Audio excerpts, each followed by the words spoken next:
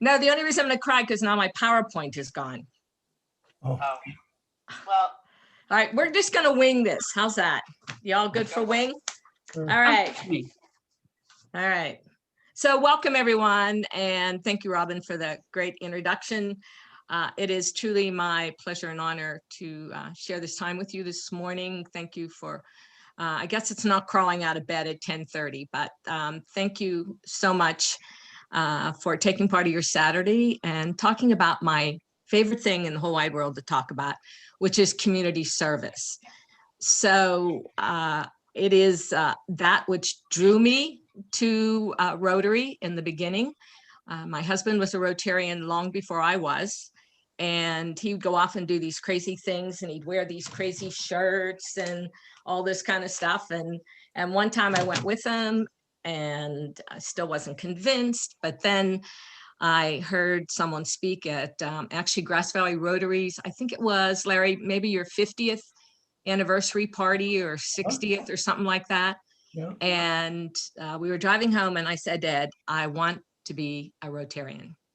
So it has been an amazing journey for me, and I'm always thrilled when I get to share my story with other Rotarians and inspire you, hopefully, to think about all the opportunities we have in Rotary to make a difference. So on my first slide, I'm going to read to you what it says. It says, community service is an avenue of service. And there are 5 avenues of service. And when I think of 5 avenues of service, I think of it from the perspective of a person, if you would imagine that these 5 pieces make up who we are as a human being and our contribution that we make out in the world. And when I think of community service, I think of it as the heart of the services, that they truly are. You know, there's club service and vocational service, youth service, international service, but community service to me is the heart of what we do and who we are. And so today I would like, with your help, to talk and share about some wonderful things that we can do. So Robin, can we put up our little survey or our poll and see if we can get some response? Is that going to work? Aha. So if you would answer those questions, because normally in a workshop that I would be doing, I would have you in groups, and I would be asking you to talk amongst yourselves and talk about what's important to you, how much knowledge you have about the whole process. And then we decided this would be an easier way to do it today. So if you would all just reply in the poll, and I think Robin's going to be able, I hope, to give us some answers here. yep, so far we've got 4 of 9 have voted, Okay, 6 of 9, cool. 7 of 8, and Okay, so let's, now we have, you should be able to see the results. We've got 3 who are not on, who are interested in community service, but not on the committee. yep, 2 are new chairs, and 2 are longtime community service chairs, and 2 are, excuse me, 1 is a committee member. okay. And then you've got, most are longtime Rotarians and 2 new Rotarians. Right. And so if those long-term Rotarians, how come I'm the one doing this workshop, since I'm up in that sort of category of fairly new Rotarian? So thank you for that. So are we, all right, we're done. And we're gonna close that out. There we are. Now we got bodies back. It's so much fun. So when we talk about Rotary, one of the things, and I borrowed this from RI and the website, and I would tell you, if you're looking for information, the most amazing place to go for that information truly is to use the websites. And I know sometimes I go on there and I feel like I'm overwhelmed by all the information that's there, but tap into what's out there. But I found this quote, which I thought was interesting as chairs of the community service that committee that you might want to use this as a resource when you have conversation with your members. It says, every Rotary Club and every Rotarian assumes a responsibility. I like that. To find ways to improve the quality of life for those in their communities and to serve the public interest. Think about that. I mean, it's a mandate. And I was looking at our membership, and I don't think we specifically have that conversation on the membership form, but I'm thinking, why not? Why don't we add that to our membership form that says there is an expectation when you join a Rotary Club that you will make as part of your process, a part of doing life as a Rotarian, is to join us in community service. I like that. That kind of spoke to me. Sometimes we find ourselves, I've been in other service organizations or done other volunteer work, and there's like the core group who shows up all the time. And I just keep thinking that there should be a way for us to extend an invitation for everyone to play. And so we'll talk a little bit on how we can do that. Community service projects, from my perspective, is an opportunity to shine as individuals, to shine as business owners, to shine as community leaders, and to shine in our community. And it really is an opportunity to us. And I don't know how many of you had an opportunity to hear, I'm just having a blank now, the incoming RI president down the road. And I'm gonna, Robin, will you shout out that lady's name to me, please? That Jennifer Jones. Jennifer, about the, yes. Yes, Jennifer Jones touched my heart that day. It was the most amazing presentation from my perspective. And one of the things she said was random act of Rotary. And I thought, well, what a partnership with community service is that?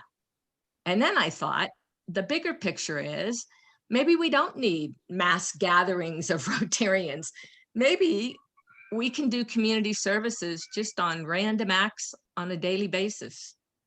Because just recently, I don't know about you, how many people feel like they've been impacted by COVID and the results you're getting and doing? Yeah. How many have said, okay, I'm going to quit. I'm not even going to try. I'm done. This is it. But I will tell you, I had an opportunity to speak on our local radio station. Our assistant governor here in Nevada County has been so wonderful. Lindy, I'm sure you all know Lindy Beatty. She has been absolutely fabulous about getting us connected to our community and letting people know who we are and what we're doing. And so she has a rotation that once a month, one of the Rotary clubs has a half hour to go on a live show on the radio station and talk about what we do. And so I was asked to represent our club with our president. And it was like, and to talk about what service we had done. And I panicked because I thought, yikes, we haven't done anything. But the reality is, when I sat down and looked at the things we had done a lot. We had done a lot of things that made a difference in our community. Were they showy? Were they big? No. Did we always wear our t-shirts? No, but we did make a difference. And as you plan your year for Rotary community service, I would tell you to not discount the little stuff, to make sure you actually appreciate how awesome it is that we do. And I think from my perspective, I'm not going to be our community service chair next year, but I would encourage our community service chair to maybe on a random basis to just reach out and at a meeting, ask everybody to share one thing they did that made a difference in our community. And I think it would make a huge difference for all of us feeling like, I don't know about you, but I feel like I want to make a difference. And when I'm not making a difference, it seems like I'm not real comfortable with what's going on. So I would tell you, just as a thought, just an idea from someone who loves service and wants to make sure I'm making a difference, it would be a great time to say, we did this. Because it doesn't always have to be groups of 10 or 15. It could be 2 or 3 people just doing a little nothing. and making a difference. So that would be a challenge, and something I would think for you to think of is that random act of Rotary. I love that. It just speaks to me a lot. So when you're planning your projects, these are some things that I think are important. So I'm going to ask for some feedback from you all in just a minute here. And we are a small group, so I think we can do that, Robin. And maybe we can just do it as a chat, or maybe just turn on your sound and have a conversation with me. But I think that one of the most important thing is, when you choose a project, is it relevant to your community? Because I go around, not a lot, to Rotary clubs, but I've been to some Rotary clubs and had an opportunity just recently to be in Mendocino. Now, you all don't be jealous here, but I go to Mendocino as often as I can, to be quite truthful. I love it up there. And probably a year ago, we were up there. How many have been to Mendocino? Show of hands. Everybody know where it is? Okay. So, in downtown Mendocino, there is sort of, as you're walking along Main Street at the far end, closest to, what is that, 101, I think that is, or with the road that goes down. And there's this empty plot of land, and it's kind of not been taken care of. And up in a tree, there's a sign that says Rotary Park. And the last time we were up there, which was about probably a year and a half ago, I said to Ed, wow, message to Suf, if we're going to put signage on things we've done, we should maintain the thing we did. Would you all agree? I mean, that's an obligation. And so I went away and thought, wow, they ought to take their sign down. And then we went back like this year. Oh my, it's worth a trip to Mendocino just to see what they are doing to that piece of property. They bonded and partnered with the community. I mean, huge community. And they have a foundation. They're putting in a playground. It is breathtaking. And it is, are you ready? 2 city lots that they are zoned for business. And they are right across the street from the water. And it is a breathtaking park that started out as a big bunch of dirt. So, and it's making such a difference in its community, and it has partnered with that community in a big way. I mean, there were kids there, the Rotaract Club was there, and it was great. And the best fun was 2 young women came up to us as we were standing there, and they said to us, oh, we waited on you last night at the restaurant. So it is a community thing. So I think that's real important, that we choose projects that maybe don't necessarily appeal to us, but are relevant for our community. Our Rotary Club, along with Area 4, which is the other 4 clubs in our community, we partnered with the North Star Mine and refurbished their gardens. And that was a great project. And it was fun for Rotarians to come together. People ask us why we have so many Rotary clubs in our little town. And the answer is because I think there's about 250 Rotarians. And if you have been to Grass Valley or Nevada City or Penn Valley, there is nobody who has room for 250 Rotarians. But each of us have a different approach on how we do service. So that opportunity for us is to be unique, but also to partner. I think of service projects as also a learning experience.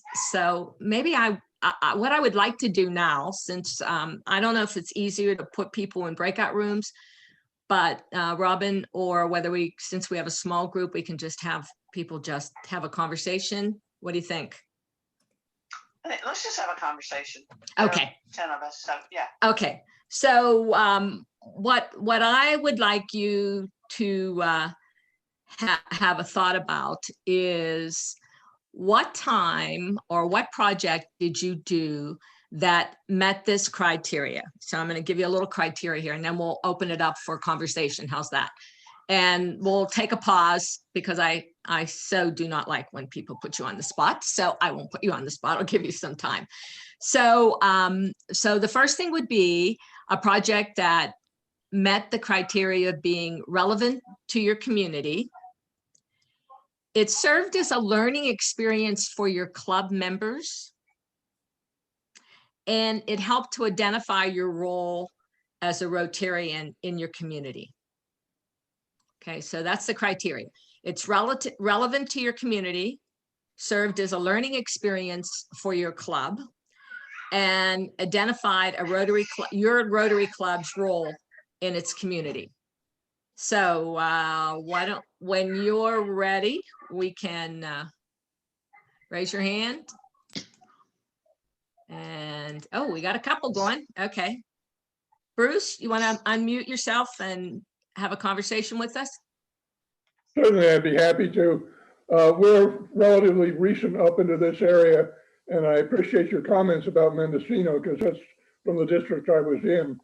One of the reasons it took them so long to do that is that Mendocino is run by a historical group, which has got some unbelievable strict regulations run by, quote, the old folks in town. So it took a long time for Rotary to convince them that what Rotary wanted to do was in their best interest, which it was. I'll go back to where I was going to come from on here. The most recent project that our club in Sebastopol down there had done was a joint project with the other Sebastopol club. And it was the refurbishing of a park next to a school, which we had originally been involved in back 10 years ago. And the ADA regulations that said you got to tear all that equipment out because it doesn't meet guidelines anymore. So our club, and I say our club, my former club and the other club in Sebastopol got together and with the city decided that if we could raise $30,000, the city would put in the rest of the money. We figured, how are we going to raise $30,000? Well, we had one member of our club who is probably as forward thinking as anybody I know, said, well, we can sell tamales. Well, we're going to sell tamales. So we raised $30,000 by selling tamales at the local events. That's a lot of tamales. We made a lot of tamales. we made the tamales. It wasn't we went out and bought them. We had a member of the other club as a Mexican national and has a restaurant in town, and the group would go down every couple of weeks and make tamales, and they would freeze them, and then they would go out and sell them at the town music festival and so forth. But the key there was a combination of partnership between two Rotary clubs and the community, knowing that there was something that the community needed and wanted, and the individual Rotarians feeling good about taking part in it. Yep. And then there's that connection to the community, there's the visibility, there's the making the difference. Yep. So in a lot of ways, you actually find yourself with two community service projects. The baking, I mean, really, when you think about it, and so how's the status of the park? It has been rebuilt. It was dedicated mid-COVID time. And we haven't been back down. We moved up here in May of last year and haven't been back down there since because of COVID. But I follow very closely every week with the Zoom meetings, and it's doing the job. Great. Yay. Thanks for sharing, Bruce. That's, you know, I think the joy for me in having events like this is taking copious notes. And the greatest form of admiration from my perspective is when somebody actually copies what you've done or tries to recreate what you've done. And it isn't a copy, because we're all about what? Making a difference. And if somebody's doing something and it works, I don't know, Norma's our incoming president from my club. And she just went wow when she heard $30,000 in tamales. So it's like, okay, folks, maybe we could do tamales. Yeah. So Larry, how about the same thing? Yeah. I was thinking exactly that. And also you know, why reinvent the wheel? Yep. Somebody has a good idea. Yeah. And that's really what today is about an opportunity for those of us, and there's a lot of us on this call who have done community service. And we all have our yay experiences and our, oh, why did we do that experience? But that's what supports all of us in our success. I mean, one of the funnest thing I can remember in Rotary is our club partnered with Rake. And for people who live in our area, they know what that is. And it's the Random Acts of Kindness. And it's a fundraiser for a group that offers counseling either at no cost or low cost, and is a pretty special organization. And they bring the community together. I mean, there's hundreds and hundreds and hundreds of people who are out there working, doing all kinds of different things in the community. And one of the things that we did is, so we had a gentleman in our club who has gone to heaven, and he was very attached to the city of Grass Valley and law enforcement. And he got us the job of painting the curbs in downtown Grass Valley. You know, green curbs and red curbs and yellow curbs. Oh my glory. It was the best fun ever. I mean, tourists were everywhere, and they want to tip us because they think we're doing such a good job. And it was great fun, and we made a difference, and we saved them a bunch of money for not having staff. So Larry, how about you? I know you guys are pretty active. Carol? Yes. Kathy has her hand up. Oh, I'm sorry. We'll go to Kathy and then we'll go to Larry. Sorry. My conscience is in my ear. Okay, let me lower my hand.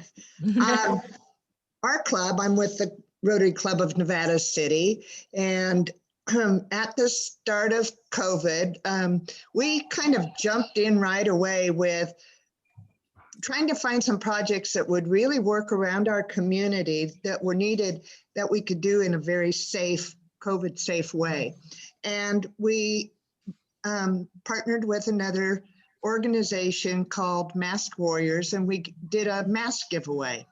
We held it at a local, one of our members' husband's service station, auto repair. And so we had a drive-through event, and it was our first time trying it. We were handing out free reusable masks. And we set up, by the time we got there were already people starting to get in line. And by the time it was supposed to start, the cars were lined up way down the block. And that was part of our learning experience. It was certainly relevant to the community.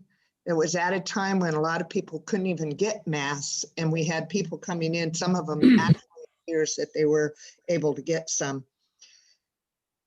That part of the learning experience, we went, oh, and we ran out of masks about 2 hours before our event was supposed to end. It was so popular. So rather than saying, oh, well, we sure blew that one, we did it again, and we got better. And we really had it worked out where the cars could get through without there being a problem at all, and they didn't back up.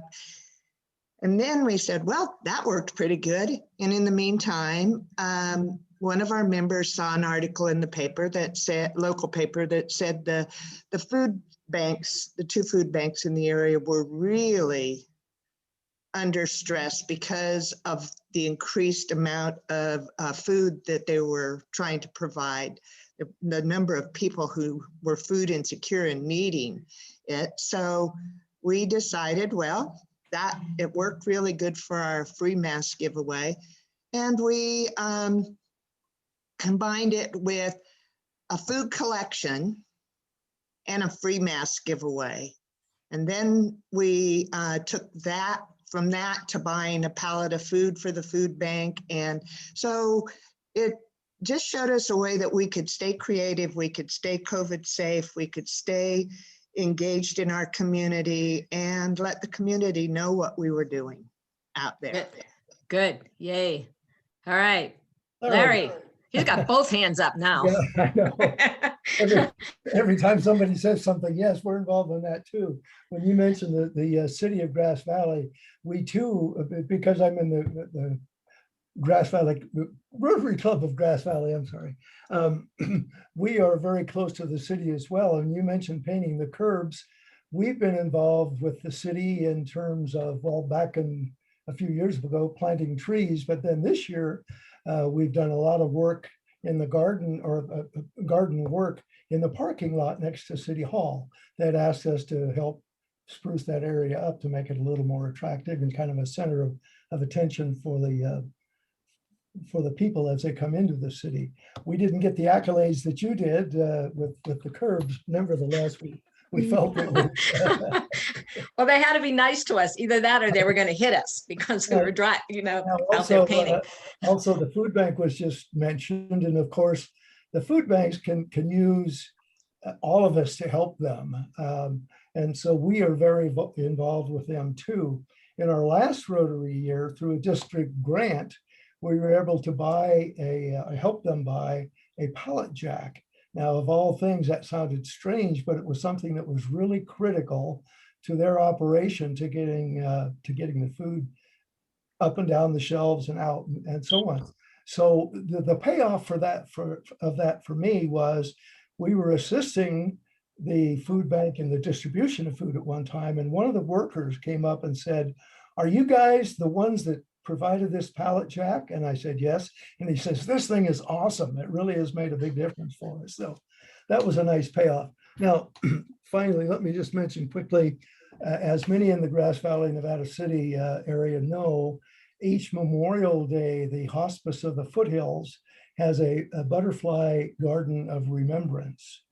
My wife and I have been very much involved in that in recent years in having the butterflies made. I weld steps on the stakes so we can put them in the ground, and on and on and on. Well, this year we're including the club in it. And so it's a new learning experience for the club to kind of introduce them, those that aren't familiar with it, to what this is, and then a new way for us to provide assistance to hospice. So I think those are things that kind of keep me excited for, doing what we do. Okay. How about, I see Pamela, Norma, Jess, Mitch, anybody want to share a thought? Lots of silence. Oh, Norma. Well, as you know, I'm fairly new. So, when I came in, it was all the groups getting together at the North Star House, as you mentioned. And obviously that made a difference. But with COVID, there hasn't been, like you said, the big stuff. It's the little stuff. And then the one project that you had talked about before I came in, which I thought sounded wonderful, was the moving the playground area or the equipment from one place to a school, correct? You could probably talk more about that than me. Well, that was actually, it's like stuff happens. Does that make sense? We had this gentleman come and speak to us, and he owned a business. He was a former Rotarian. He owned a business in Auburn, and he had this playground, and it was $100,000 playground. And he had put it in because he had a family business and he had grandkids and all that stuff. And at some point they all grew up, and his insurance guy said, that playground is really a liability sitting out there on the side of your business if you're not using it. So while he was at our meeting, he talked to a couple people and he said, well, I want to donate this playground to this school in Grass Valley, but I don't know how to get it to them. And the next thing you know, we got it to them. And I want to tell you, it was the most amazing experience of my life. It was like ants. We got there at 8 in the morning, and by 4 in the afternoon, we had disassembled this entire playground. And it was huge, and all kind of magic happened. There was a Rotarian from Nevada City who had heavy equipment, because like 2 days before we were going to do it, we thought maybe we needed some heavy duty equipment. So I called him up and he said, not only can I help you, but I'll give you a guy to run the truck. And so we saved, like, I don't know, $4,000, $5,000, $6,000 on that little piece of the puzzle. Now, it was really fun taking it down. Putting it up was a bit of a challenge. It took 3 weeks. But we marked it, we had little boxes of screws and all that kind of stuff. But Forest Lake Christian School has a beautiful playground, which they love very much, and had great words of love and care to give to our club. So that was a good one. Yay. Anybody else got something they want to share with us here? I can't see Mitch and Jess and Pamela. We got a hand from Bruce. Let me unmute first. Want to bring something up that's just happening back down again in my old club that we hopefully will be able to maybe inspire Sparks to do. A member of our club got together, and of course, one of the big pushes in Rotary now is community assessment, needs assessment. So he went to the other Rotary club and decided they were going to form a coalition of service clubs within our community. The first meeting will be next week, and it'll include things like the Lions, the VFW, the community service groups, and have all of these non-Rotarian groups, as well as our own, get together and just brainstorm, what does this community of about, I don't know, 8,000 in the community and 35,000 in the area, what does it need? What does it want? Rather than us going out and saying, this is what we think we want to do. Yep. And I think that's a real key of doing what's needed rather than what we think is needed. Absolutely. And congratulations on that, because it does make a difference. And it is so amazing to me, the expertise and the passion that's out there, if we only can figure out how to tap into it. And I know when we talk about membership, and that's not what our conversation's about, but we do need those members to actually continue our mission in community. And you ask people, well, how did you join Rotary? And lots of people always say, because somebody asked me. So why don't we ask people what they would like us to do for them, rather than assuming. You all know what assume does, don't you? Yeah. Assuming that what we have to offer is what they want, and it isn't always that way. So that would be something for us all to think of from my perspective. I have a little checklist here that I want to share with you via not the PowerPoint. And the first thing says, know what your community needs are. And that's what Bruce was talking about, and we were just talking about, is I think it's important to do that. I also say, though, if, for example, if you have someone new in the club, you might have a conversation about what that really should look like. Because back in the day, we had a new Rotarian who took on community service. And someone handed her, I can't remember what they were called back in the day, the form you filled out at the end of your year and you got points and all that kind of thing. I can't remember what it was called. Oh, the SOS. And so she took the checklist for community service and tried to plan a project for everything on that checklist. And she wore herself out and wore us out, and it wasn't the joy of service. Sometimes I think when you pick a focus and what that focus is, we make a bigger difference. I mean, there's lots of us out there. We could have lots of different focuses, or we can partner, which is also good. The other thing is to plan a budget. How many have ever started a project without knowing how much money you had to put together with it? That happens a bit, folks. And there's lots of disappointment when you don't have any money to make it work. Larry, you had your hand up. I did, only because I wanted to say that it seems to me, as we talk and we share projects that we've been involved in, there seems to be plenty of room for us to get beyond our individual clubs. You know, you do work with the city, we do work with the city, Nevada County or Nevada City does things with food bank, etc. And it seems to me that there would be a case that could be made for all of us to get together sometimes to do a major project with these various organizations, if we just communicated with each other about what we're doing. Yep. And I would tell you, I was going to save this till the very end, but I think I'll throw it in right now, is that we are blessed in District 5190 and especially in Area 4, because the incoming community service chair for our district is Kathy Wilcox Barnes. Yeah.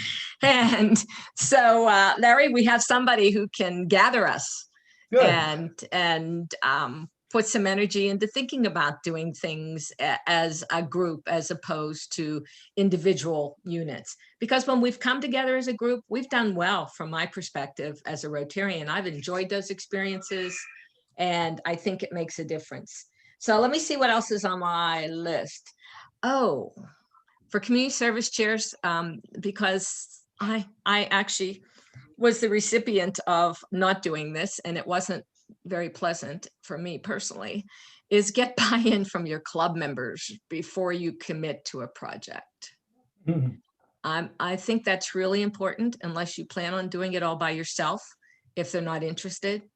I mean, it wasn't a big project, so it wasn't a big deal, but I probably would have had a better life if I had not chosen to forget to invite the rest of the club to participate. Carol, Larry. I have a comment though. I don't disagree with you at all. On the other hand, I've got a project coming up that I just put out a letter or an email to every member in the club. And within a day, I had all of the people that I needed for it. And we hadn't talked about it ahead of time at all. So they did step up. Yeah. Sometimes I think it's a test of how much they love you, whether they step up or not. I mean, it's like, I mean, I have some abilities because I always tell people I'm cute, but I know that at some point the cute runs out and they go, oh, here she comes. And you can wear them out.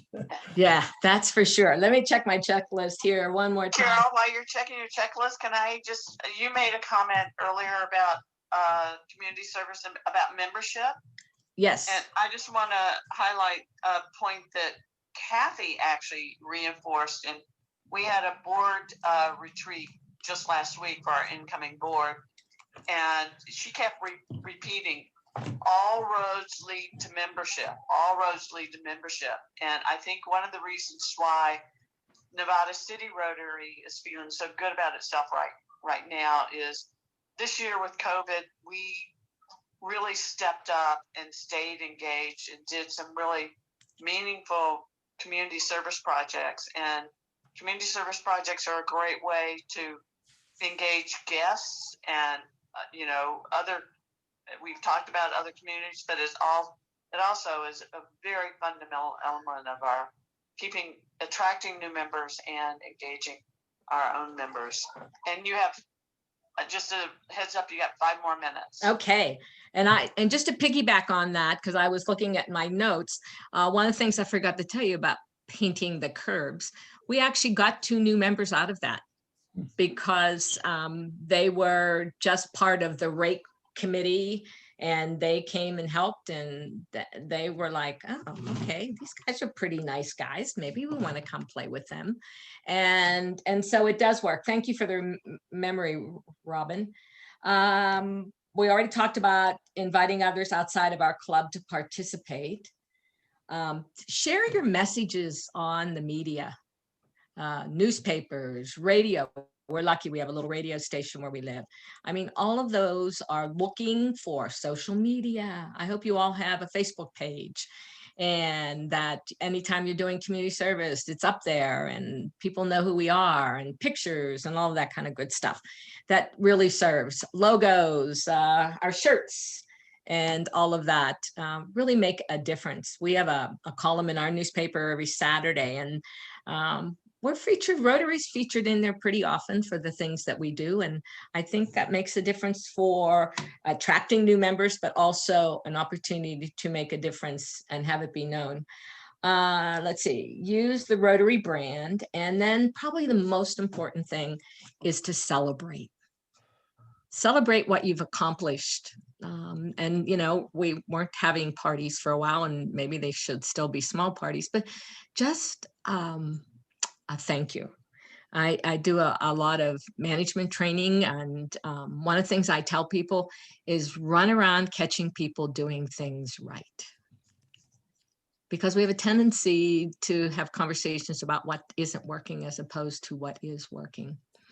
So as our time comes to an end, and apologies for all the technology knowledge I don't have and all the glitches we experienced today, I want to thank you all for being here, but I also want you to take a chance. So we have I think we have 3 minutes here. So in 3 minutes, if everybody would just share one aha they had from this session or this year in general that you would like to share with this group of people to support them in their success next year as community service chairs. All right, everybody ready? Go. Norma, you're first. And you're muted. Well, you hate putting people on the spot. Thank you very much. You know what? I love, I think when you said having an opportunity to shine, you know, I mean, it's not, we grow up thinking, you know, you must be humble and you don't do whatever, but I think it is really important to let people know what we do, and because people don't. Okay. All right. Jerry Hall, you're sitting there. You have to have something you can share with us. I wish I had gotten here sooner. Well, it was a little rough at the beginning. Well, I went to the international service group, and I wasn't hearing all the stimulating things I expected. Good stuff, certainly, but happy to see this group together and talking about community service. So wish I'd been here sooner. Okay, good. Thanks, All right. Yeah, thank you. I saw a hand, but I don't know where it went. All right. Well, we might call this a day because I want to stay on time, or my cohort here she'll just ace us out, folks. We'll be history. So thank you all for coming. Thank you for your patience and your kindness. If you have any interest in my PowerPoint, if you email me, I'll be glad to send it to you. If you want to use it for your club meetings or something like that, I'd be glad to forward it on to you and share it with you. I don't know if we can figure out how to put it on some site so everybody could go get it, but I can have that conversation with Robin. And then finally, a big, big, big, big thank you to Robin. She is my angel. She keeps me out of trouble. And when I get into trouble, she gets me out of it. So it has truly been my pleasure to be a Rotarian. I always say I'm proud to be a Rotarian, and I am. Thank you all for being here today. Have a glorious rest of your Saturday.